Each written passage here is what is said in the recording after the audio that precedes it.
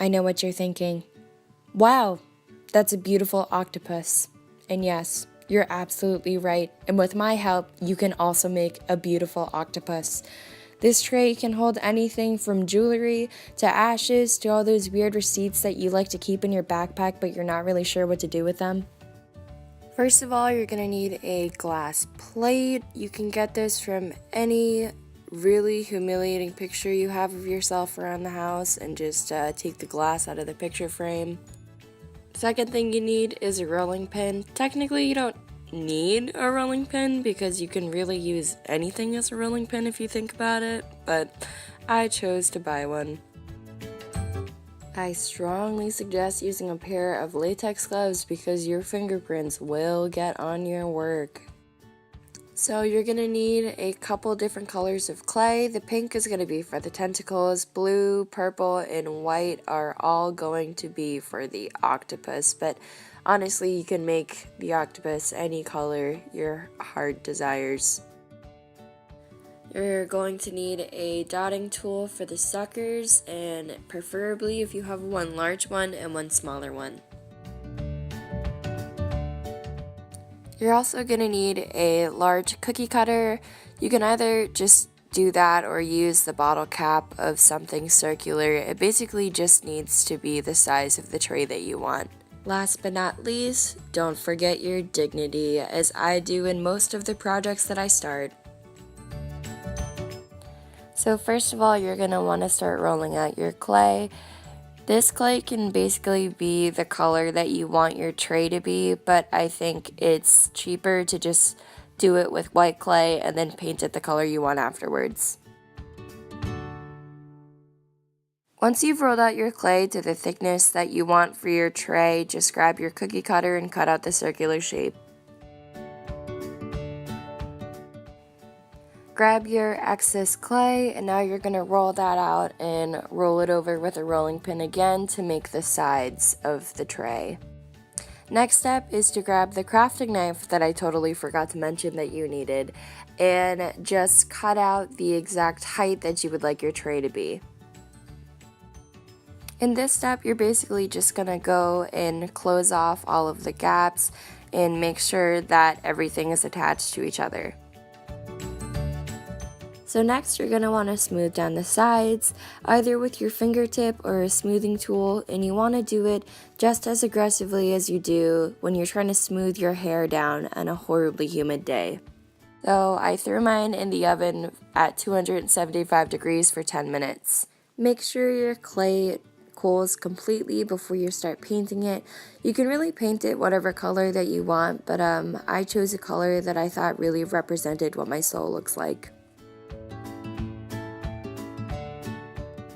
I would strongly suggest doing 2 layers of acrylic paint and waiting completely for the paint to dry before you start painting over it again. Also, make sure to get the back. So next you're going to take your octopus colors. So I wanted kind of muted purple, so I picked mostly white with some purple and a little bit of blue.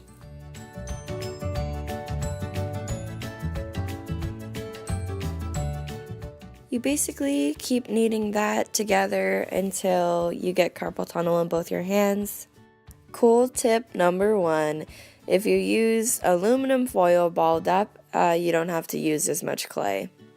So at this point, you're going to want to wrap the clay around the aluminum foil and just kind of make a general assumption of what you think octopus heads look like.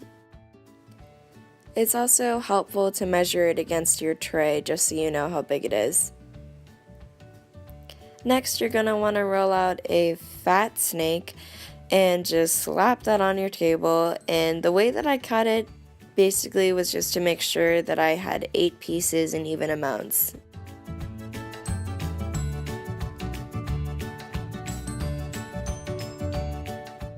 Next, you can just take a chunk and roll that into a tiny snake and taper the ends.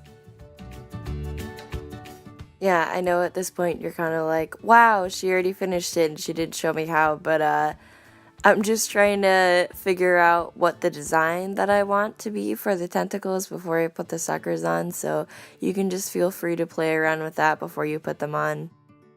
So after you have your design all set, just re-roll your snakes so they're prettier. And basically what I'm doing is I rolled a thin pink snake, and basically what you're gonna do is just cut out really small portions and put circles onto your tentacles. I think a really helpful thing is to make sure that there's a little space on the bottom so you can attach them to your octopus, but also make sure that they go from largest suckers to smallest suckers.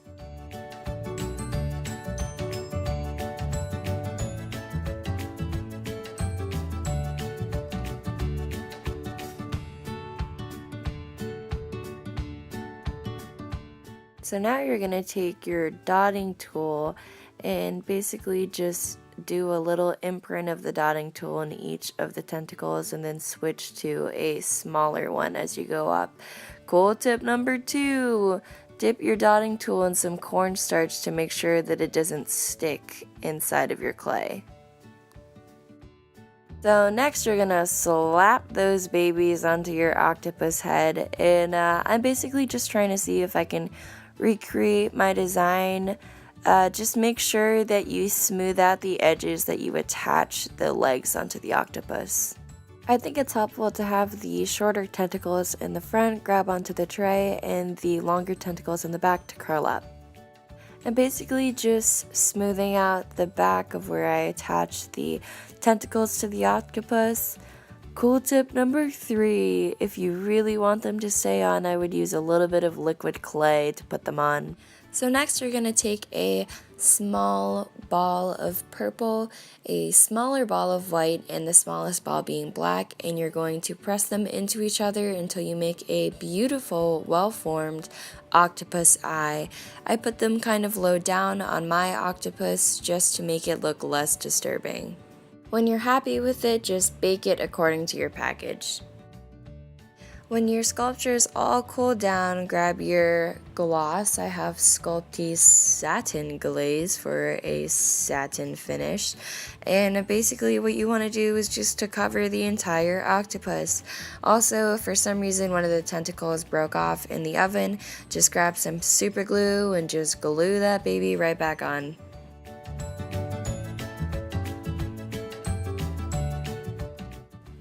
Wow, have you ever seen a more beautiful octopus? I did not think so. I was gonna name her Ursula, but I thought that was gonna be too easy.